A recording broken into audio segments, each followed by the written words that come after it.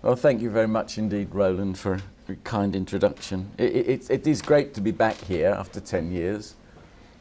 Wasn't so great coming here today. For some reason, the flight from London to Dublin was full of Australians. Now, at least we have an Australian cameraman, but at least he's not dressed in gold and green like all these characters were. And I'm only 1/8 Scottish, only 1/8 Irish, and I'm only moderately interested in rugby football, but gosh, I was upset yesterday. And then even more upset by the fact that the semi-finals of this competition the quarter-finals have seen the defeat of Scotland, Ireland, Wales and France, and the victory of Argentina, Australia, New Zealand and South Africa. And I suddenly realised I was a Northern Hemisphere chauvinist, which is an identity I didn't know I possessed. Now, I did think it was a bit extreme when the BBC commentator said, "Scotland, the hopes of half the planet, rest with you." I thought, yeah, in China, Russia, Poland, Germany, United States, are they really caring so much? But this is not entirely unrelated to my talk. There's a sort of way I'm going to bring it in. Because it's partly about identities and when they're important. Because one of the problems with Europe is it's difficult to have an identity with it. Actually, this hemisphere stuff, it's not actually the whole Northern Hemisphere. This is Europe against the Southern Hemisphere. And I'm far less interested in golf than I am in rugby. But I always take enormous interest in the Ryder Cup, because it's the only occasion where I can actually be a European patriot. And it's interesting, the Ryder Cup, as you probably know, used to be the United States versus Britain and Ireland, the British Isles. And the Americans always won. And it was eventually they who said, look, why don't you guys strengthen your demographic base a bit, and why don't we make this Europe? And of course the British will only do anything with Europe if the Americans tell them they can. And so they did. And as a result, now the Americans usually lose. Now, here's an artificial link, if you like, right? Yeah, the British only do things with Europe if the Americans say they can. But the British Labour movement, which historically was very hostile indeed to the European Union, or European Common Market, as it was called in those days, changed its mind about it for a different reason. And this was during the early years of the Thatcher government in Britain, which is very, very hostile to trade unions and to social policy. And then appeared at the TUC conference one year, Jacques Delors, who gave a very, very different view from the British government to the role of organised labour, leading the General Secretary of the TUC, the Trade Union Congress, who was not known for his wit, to say at the end of it, "Delors is our shepherd." Now, it was a few years after that, though, that one of his successors, John Monks, who had been General Secretary of the CUC, became the President or General Secretary, leader of the European Trade Union Congress. By then, Jacques Delors had long gone, and Barroso was now installed as the chairman of the commission, President of the Commission. And Monks went to see him. And Barroso said, "What have you come to see me for?" And he said, "I've come to talk to you about social Europe." And Barroso said, "In that case, you are 10 years too late for your appointment. We don't talk about that anymore." And that's a change that took place, right? The Delors presidency, followed by Romano Prodi, maintained this notion that there was a social part to the European agenda. And then that, starting with Barroso really, who owes his appointment as commissioner mainly to Tony Blair, it changed, and there was a belief that you'd got to somehow get rid of the notion of social Europe. Now, I don't actually accept the notion of social Europe as an empirical reality. There is no European social model. Why should there be? Why should there be anything that links sort of Finland, Greece, Poland and Ireland in one sort of social model, given that there is so little European social policy? Why should it be? There is a kind of Northwest European social model with all sorts of exceptions within it, which really alone in the world is able to combine economic dynamism with a high degree of equality and strong social policy and strong trade unions. As exceptions all over the place, but Northwest Europe is the only place in the world, if you include Slovenia in Northwest Europe, that where you find these characteristics. But often when people are wanting to criticize social Europe, what they do is to look at economic issues in southwestern Europe and attribute those to what goes on in northwestern Europe. So actually the idea of social Europe isn't very useful because it's used in rather meretricious ways. Nevertheless, there are major problems emerging as we move more and more towards a division between a Europe that is concerned with competition policy and trading arrangements and nation states that are concerned with social policy. And there is a growing consensus on both the left and the right of the European spectrum that it would be quite a good idea if we had that kind of division of labour. From my perspective, it's entirely disastrous for two reasons. First, well, they're the same reason in the end, but they sort of come round to the same thing. And the main problem is that this sets markets against social policy as a division of labour between two levels.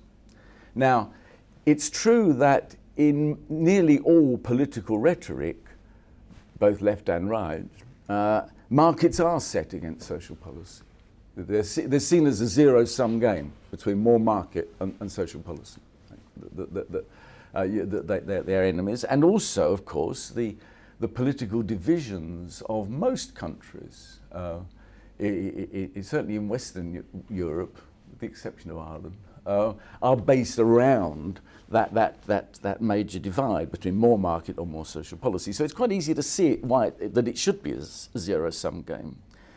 But actually, in practice, it isn't, because one of the things that takes place in economies is that as you make more markets, and often there are enormous efficiency gains from doing that. I'm sometimes not sure whether I'm a right-wing social democrat or an extreme left neoliberal, but I'm sort of somewhere around there, and I'm a friend of markets. You want more markets, but you have to recognise that one of the ways in which markets achieve their work is by doing a lot of damage, by creating a lot of externalities that they don't pick up. And so actually, whatever the politics of the matter is, marketisation actually calls into being a need for social policy, either to compensate victims or to provide an infrastructure of collective goods that market processes themselves find it very difficult to do. And the person who really wrote about all of this first is Karl Polanyi. He's a Hungarian writing about the early stages of the British, well, not the agricultural revolution really, before the Industrial Revolution, and doing this in the 1940s. And yet he's one of the most quoted social scientists at the present time. And you think, why on earth does a Hungarian who writes about the British agricultural revolution, mainly writing in Canada in the 1940s, why on earth is he seen as so relevant? And it's precisely because he's the person who worked this out for us all and demonstrated it, how markets do a kind of damage to society. They destroy a lot of institutions, quite often institutions that deserve to be destroyed, but nevertheless, that then creates problems. And so if you look at the world through a Polanyian perspective, you don't see a zero-sum game between markets and social policy. You actually see them as interdependent, complementary. So that's the general point. That is just my sort of main burden of my argument. And then you go back to this European issue and say, aha, what happens then if you say marketisation marketisation is going to be done at national level as well, but marketisation, increasing trade freedom, that's European business. Social policy is nation-state business. You're then saying that this extremely difficult relationship where it's possible to get creative solutions, but where political conflict is constantly turning a positive sum game into a zero-sum game, that is then going to be overlaid by a whole level of other conflicts and difficulties by a conflict between levels. And that's why the present trend of saying we need to keep these levels separate disturbs me considerably. But we need, to get some perspective on this, we need to look at what actually is the history of the relationship between European integration and social policy, because it's quite an intricate story. And I've already pointed out this extreme contrast between the approach of the Delors and the Barroso commissions, and there is no simple story, either evolutionary growth or of no growth. It's true that if European integration has a social agenda, it has always been a poor sister to the main task of making markets. That's quite clear. And some of the reasons for that have been analysed theoretically in a very elegant way by Fritz Sharp, who's probably the person who knows more about this issue than anybody else. And Fritz has argued that when you make markets, you're basically getting rid of institutions or protectionist arrangements usually.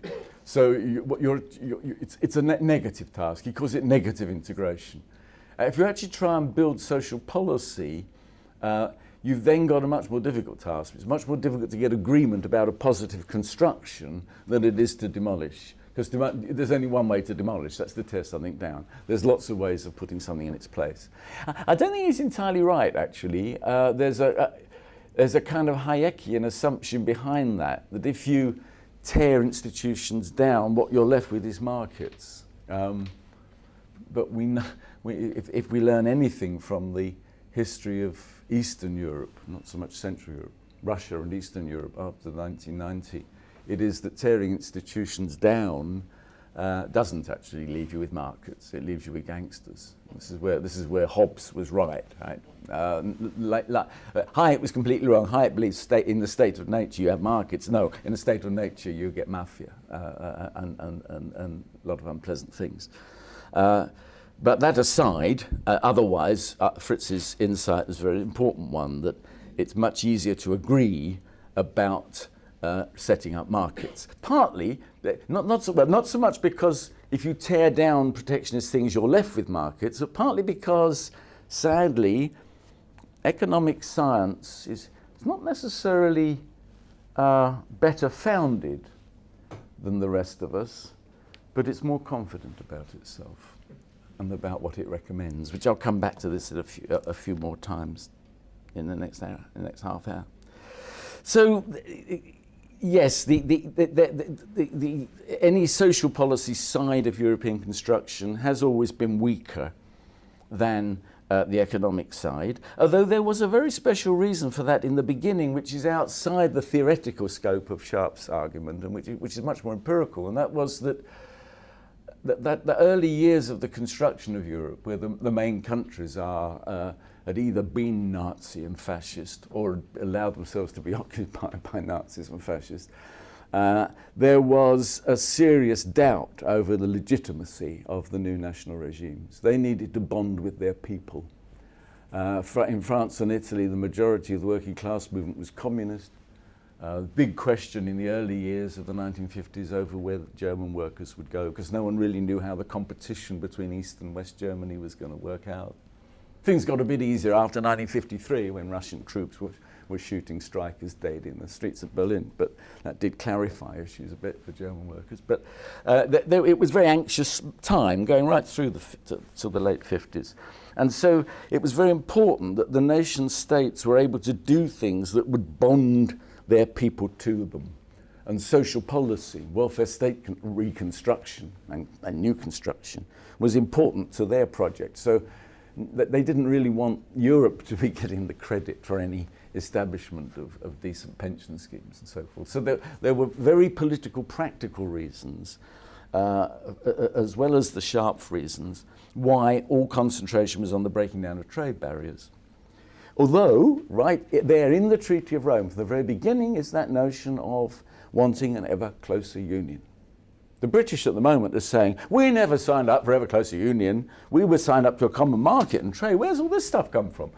Well, actually, it was in the Treaty of Rome, and it's right at the beginning of the Treaty of Rome. And the British knew that was in there when they took on membership. But they think now they want that reversed, and they want just a loose trading agreement. And it's about the impossibility of that objective that I'm trying to concentrate now.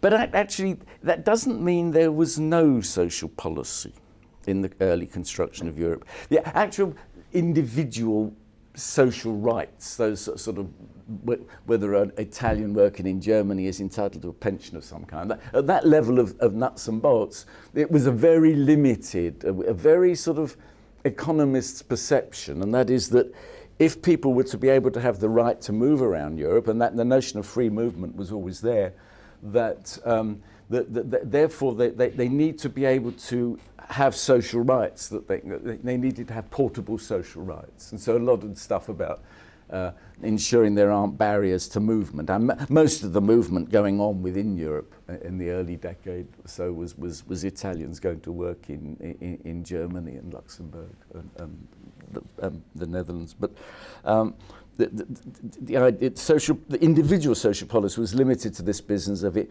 People mustn't have their ability to move and have efficient labour market movement by not being able to carry social benefits with them. Extremely narrow perspective. But in another sense, you can say social policy was always very big in the European agenda, and or at least policy other than pure trading policy. The two great pillars of European integration, the common agricultural policy and the coal and steel community, were both much more than trading, and the agricultural policy eventually becomes a dirty game whereby big agricultural companies in agribusiness in Northern Europe manages to get very good deals. It started off as being a way of gradually providing a gentle euthanasia of the European peasantry and ensuring that while they're being wiped out, they don't actually radicalize and become communist, as well as the industrial workers. So that France and Italy in particular, to a lesser extent Germany and the other countries, have got these enormous peasant classes that are clearly going to disappear. And can you make sure they don't get totally displaced and disoriented like happened sort of in the 18th and 19th century with displaced agricultural workers? So that was, and the motive was mainly political, the need to ensure these people carried on voting for Christian parties, but it was a social policy. The coal and steel community wasn't so much social policy, but that's mainly about solving the problem of the fact that the main resources of coal and iron ore in Europe are along the what was the contested border of Europe, which was between Germany and France, and sort of Luxembourg, bits of Belgium, Alsace, Lorraine, the Ruhr, Germany, the wrong side of the Rhine. This is where, these was the quarrels over these resources were seen at the heart of the problems of the relationship between France and Germany. The German coal and steel industry, the Montanbereich as it's called, was fundamental to the industrial support of Adolf Hitler. So the coal and steel community wasn't just about trade. There was a serious political project there about politically neutralizing that sector of the economy and ensuring it would no longer be a source of major struggle between France and Germany. So this might not be social policy, but it's not just pure trade either. Then a few years after that, and this is when Europe, you see, 1950s Europe, early 60s Europe, is still industrializing Europe. Right? Peasantry is declining, coal and steel are important.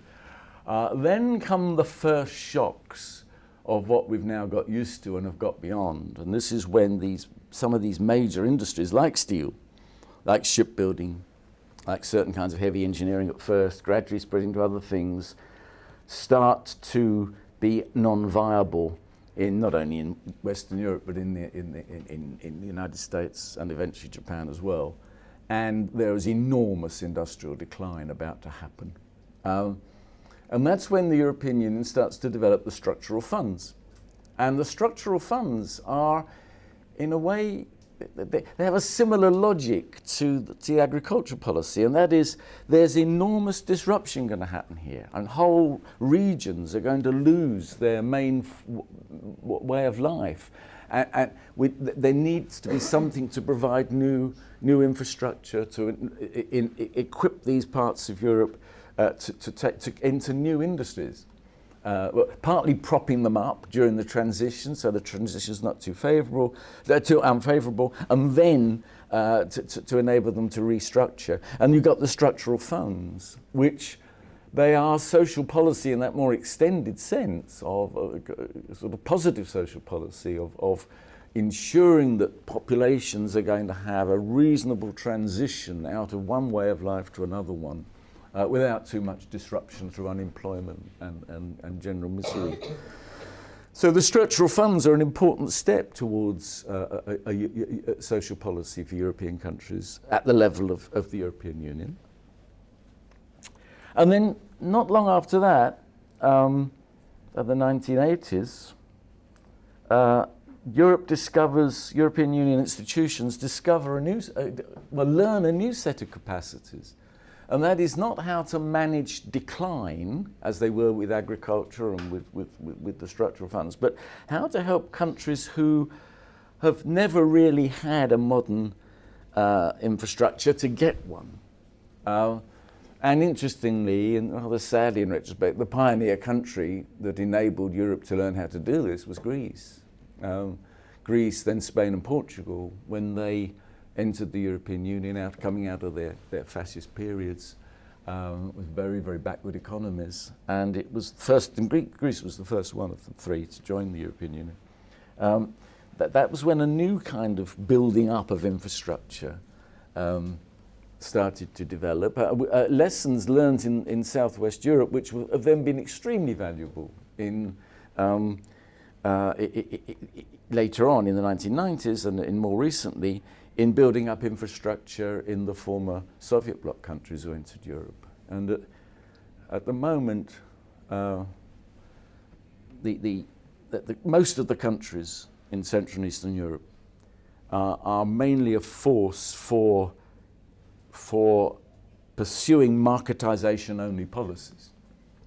I mean, in the words of Klaus, the Czech politician, famously said, "We want the market with no adjectives."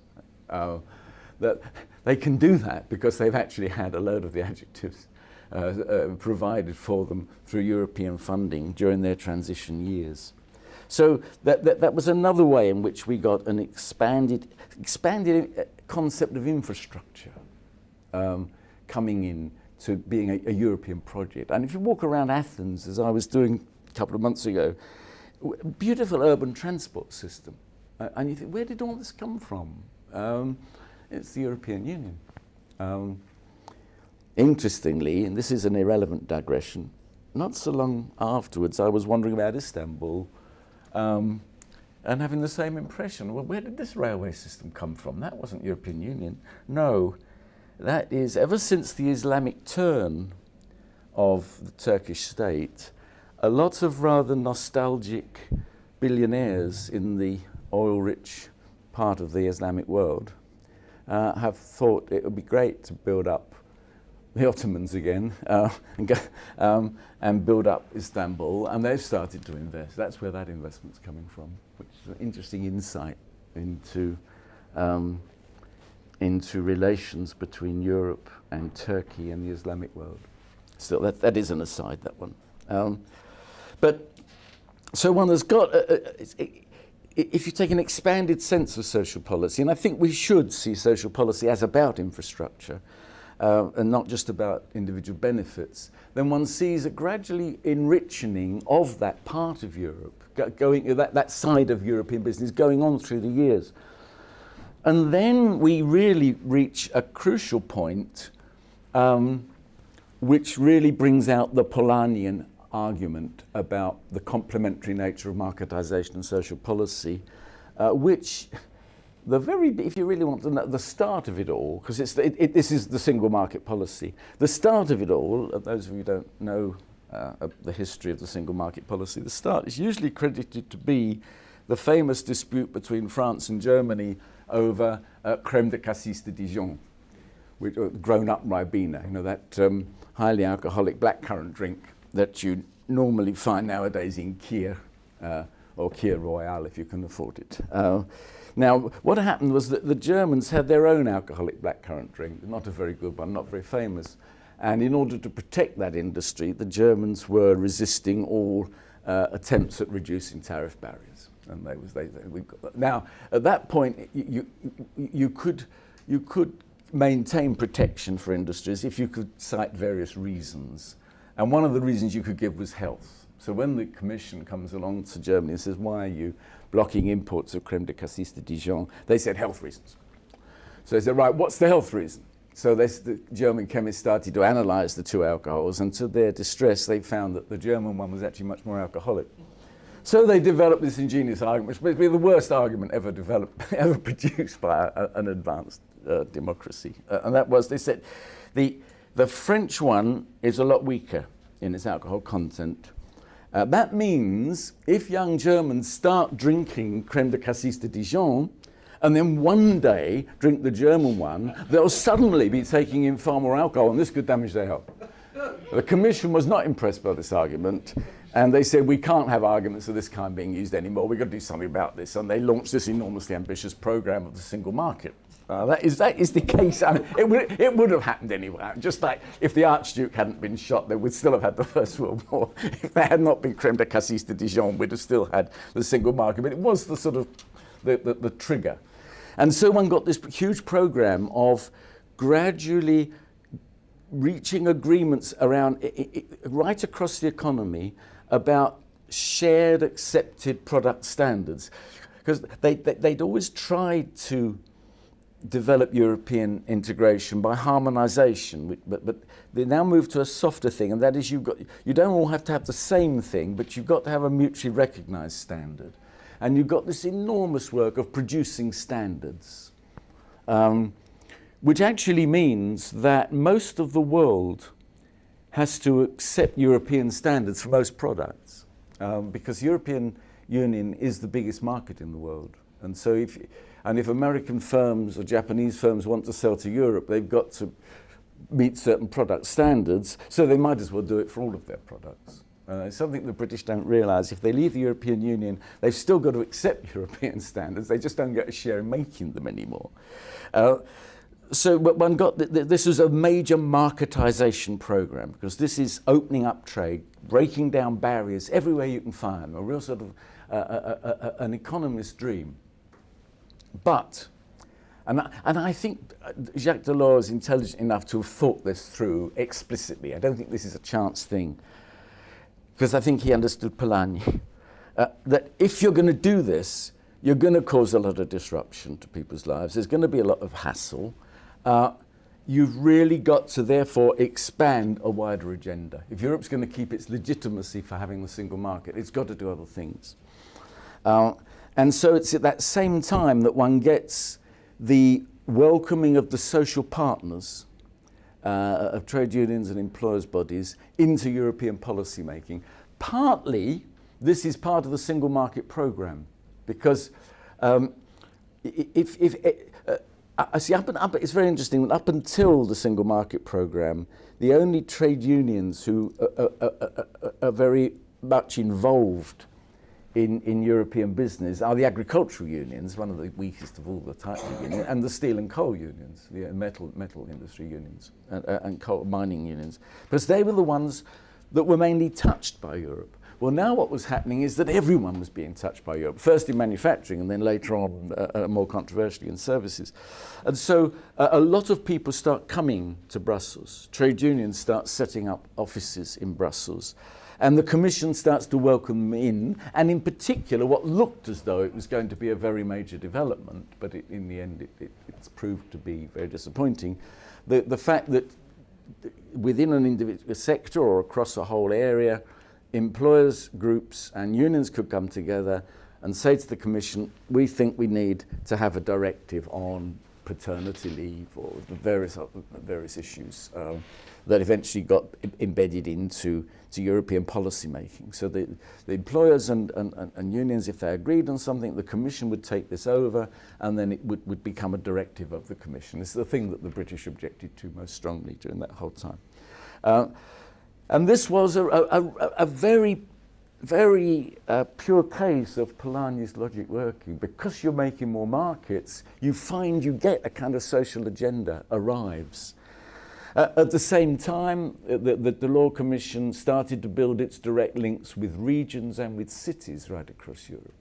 And regions and cities started to have offices in Brussels. And rather early on, Catalonia said it wanted to have its regional office in Brussels, and the Spanish state said, this is treason. You don't, you'll have tanks on your lawn. But it's now just normal. I mean, it's like the city of Birmingham has an office in Brussels. Because what was happening was that the Commission was strengthening its links with a whole load of social actors, and extending its policy making, its advice, and its involvement across quite a range of fields. I remember I had a student who did a thesis on this role of the Commission getting into localities, and she found, she was comparing France and Britain, and there were some things you could get for very poor areas, and all sorts of social facilities. And in East London, some councils were managing to get all sorts of things done with European money. And because the British government was very suspicious of this, and they insisted on sending civil servants to these meetings. And so a civil servant from Westminster, from Whitehall, would have to come out and sit on a committee about whether a set of table tennis tables should be bought for some youth club somewhere in the East End.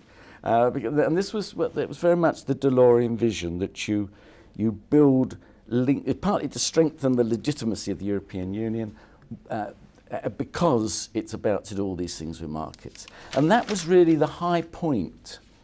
It continued under Romano Prodi with less imagination, but the agenda wasn't changed. But meanwhile, it's all being undermined because you get to the mid-90s, there is this belief that Europe has become sclerotic and it has far less economic growth than the United States. And the reason for this must be because Americans don't have any social policy and they don't have any trade unions, whereas Europeans do. And there was this very heavy agenda about getting out of social policy. And then I think at the at the time, people didn't realize just how dependent economic growth in Britain and the United States and Ireland and one or two other places were on a financial sector that was actually providing a total illusion of growth, and which by 2008 had collapsed. At the same time, the new countries of Eastern Europe Central Europe were entering, and they had very different political perspectives. For them, social policy was part of communism, and they really wanted to get rid of all this, and they wanted markets. And so that the agenda starts to come to a stop. Hence Barroso's remarks to John Monks, you've come 10 years too late for your appointment. Since then, the Polanyian coupling has come adrift, and increasingly Europe is about making markets without recognizing. It's not the social aspect. It's not entirely true. A lot of infrastructure work continues, but that whole series of social directives has come to an end. And the European Court, which follows its own logic, has, as you will know from other work you've done, has started to interfere with or intervene in what had been seen as very much a national territory. In particular, court decisions that have found contradictory to competition law various Scandinavian and Finnish industrial relations institutions. Institutions actually work extremely well, don't interfere with competition, because these are these small open economies that have always been exposed to world trade and have never been protectionist, aren't in danger of having protectionism, because their industrial relations institutions work in a way that most of the time avoids protectionism. But the court can't see that. The court just follows a kind of economics and law logic that can't look at social institutions and how they work. It just has a very simple model of, as it comes out of the economics and law tradition, which it knows what a pure market is, and it knows what something that isn't a pure market is, and it doesn't like them. Meanwhile, we've also had the extension of competition law to public services, and which, to the extent that you get an extension of competition law to public services, you are in a way requiring a privatisation agenda. Now, governments can reserve areas. They can say, no, this is public service. But even then, it's not clear-cut, and that there is a very famous case, which I'm not sure whether it's been resolved yet. I have to find out, because I need to know which direction it's resolved. The case of Dutch social housing. The Netherlands has a rather large amount of social housing. And it's seen in the Netherlands as being a kind of way people might choose to live. They might choose to rent their not to buy a house and not to rent from a private landlord, but to rent from a local authority. And that's just seen as something you might want to do. And they call it social housing. And it's a rather high percentage. So the Dutch private house builders, private housing industry, went to the European Court and says, this isn't what we mean by social policy. This is just any old Dutch person can get social housing. They don't have to be poor. This is a bloated sector. We therefore think it shouldn't be covered by the social policy exemption. And this is going through the courts. And it's been a long while. It's an extremely difficult case to resolve as to what actually social policy means. But if that Dutch case turns out that the private house builders win, then it means social policy, the definition of social policy that can be exempt from competition law gets very small. If we get, and there's it might come up in discussion, but there's no time to talk about it in detail now, if we really get the transatlantic trade and investment partnership with its regime of private law jurisdiction of disputes between corporations and governments, then that sort of case will multiply even further. And then another step in the kind of de-socialization, the sort of de-Polanyization of Europe, has come with the conditions imposed on Ireland and the Southwest European debtor nations. Now, the Irish, I may be wrong, but it seemed to me the Irish political elite was quite happy to have these conditions because it wanted to do some of these things already. I may be wrong about that, and you can tell me. But bless you. Here, the conditions imposed on the debtor countries, and especially Greece, because Greece is in a very special status from all the others. It actually has these formal memoranda that it's required to follow. These said, the trouble is, it's very difficult really to take up sides on the Greek case, because the Greek social state, if it is a social state, was not one to want to defend. It's clientelistic. It's one of the least redistributive of the welfare states. It's a rich middle class, mainly benefits from it. The reason for the Greek debt is not because they're funding wonderful social policy of a sort of Scandinavian kind, but because they can't get any tax out of their rich population, or indeed the rest of their population, partly through inefficiency, partly through pure corruption. So there's nothing to defend in traditional Greek social policy. And in fact, the Syriza-led government is probably the best government Greece has had for implementing a decent-looking social policy free of corruption, because it doesn't so far have all the patronage links that had messed up the Greek welfare state. So there's not much to defend in the Greek welfare state. And there's no way you can use Keynesian arguments to say structural debt of a massive kind should continue indefinitely because the government is unwilling to raise taxes to cover its spending. On the other hand, if you look at the conditions imposed in the memorandum, especially the first memorandum, the very new one this summer actually is a lot more sophisticated. But the first one, it was just applying a totally simple neoliberal logic. It was just wherever you can see anything that might impede with free markets, you've got to get rid of it. Right? So, okay, you can keep a minimum wage, but you can't have trade unions involved in fixing it. It just went through in that sort of mindless way that economic theory has of just seeing market or non-market, market good, non-market bad, and that they were the conditions in the memorandum. So there was nothing there about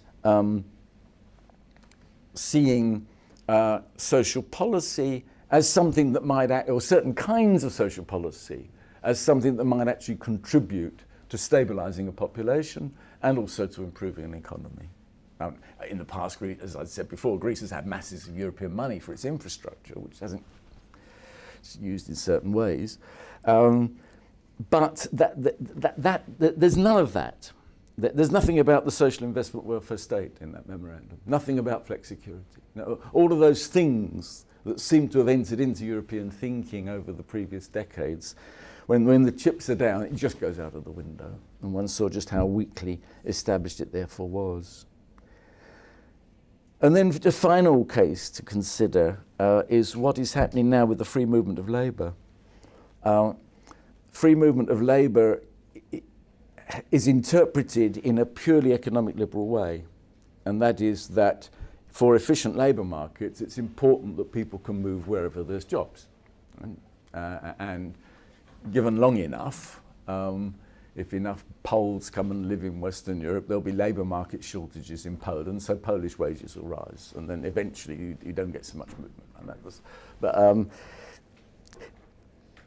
economists never care about what goes on in the meantime.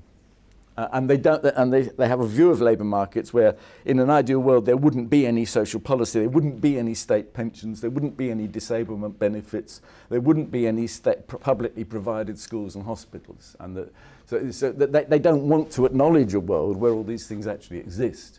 And so the free movement of labour policy comes with no important social policy implications. No one says if there's enormous arrival of new people in a country, who's meant to fund to pay for the new schools? Is that all the job of the receiving country? Well, you might say, yeah, because actually, given that immigrants tend to be of working age, they usually make a net contribution to a country.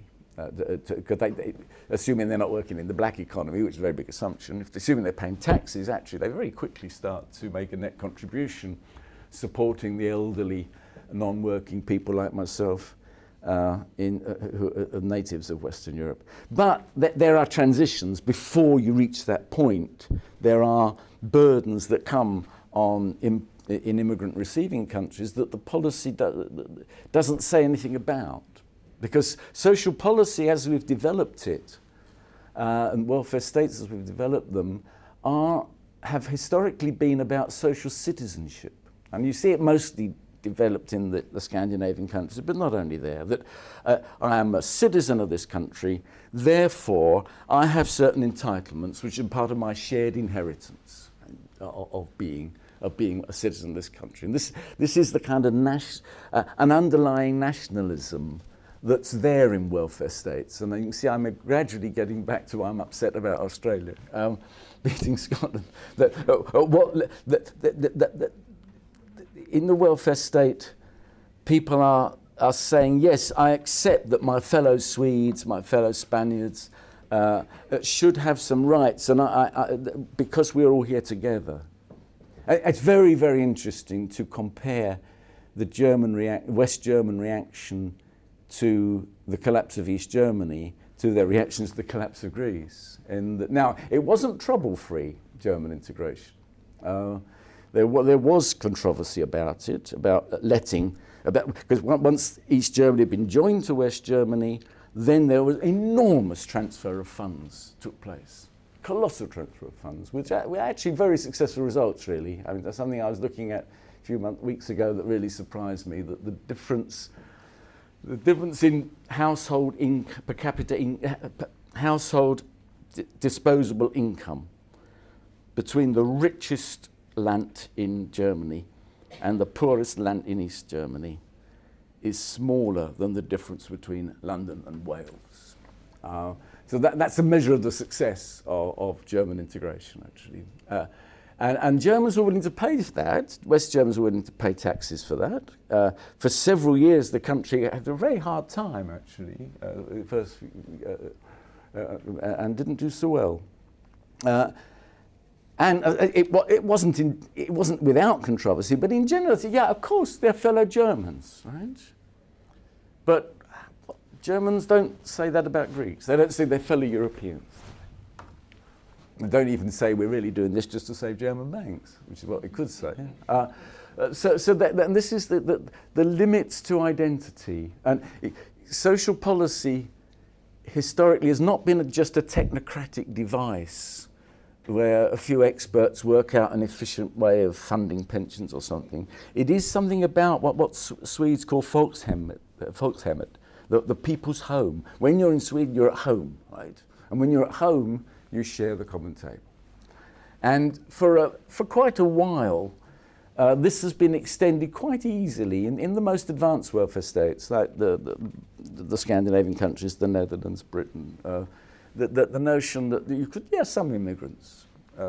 There's that phrase often used in the Law of Moses about various rights that people have if they're part of the kingdom of Israel, and the stranger that is within your gates. In other words, if you've got people from outside who've come to you, they share the rights. And that held on for quite a long while. It's now under enormous strain because of the numbers.